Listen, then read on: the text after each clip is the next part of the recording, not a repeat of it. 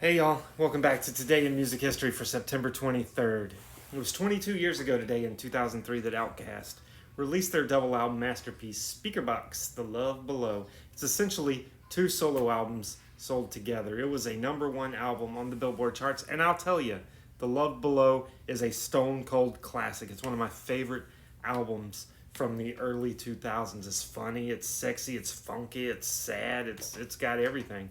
And they were selected for induction into the Rock and Roll Hall of Fame this year. And I'm all for it based on just that one album alone. Seriously, if you've never heard it, listen to The Love Below. Speakerboxxx is good too, but it's nowhere near The Love Below.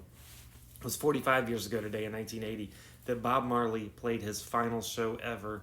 It was at the Stanley Theater in Pittsburgh. And 2 days earlier, he had collapsed while jogging in Central Park. He was told to cancel the rest of the tour, but he still did that show in Pittsburgh. He did it for the band because, as he said, they needed the money. He ended the set with, of course, Redemption Song. He passed away less than a year later of an aggressive form of cancer.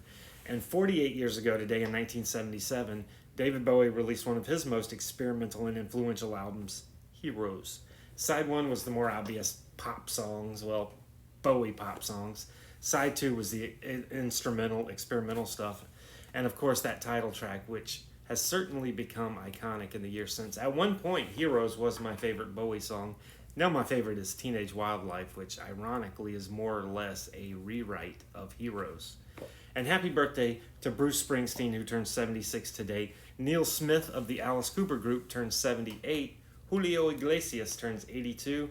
And Ray Charles would have been 95, but he passed away in 2004 at the age of 73. Tune in tomorrow for another Today in Music History.